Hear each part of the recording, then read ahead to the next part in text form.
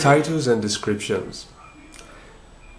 If you notice how the search engine result is being displayed, you'll notice there's a title, there's a link to the web page, and there's a description.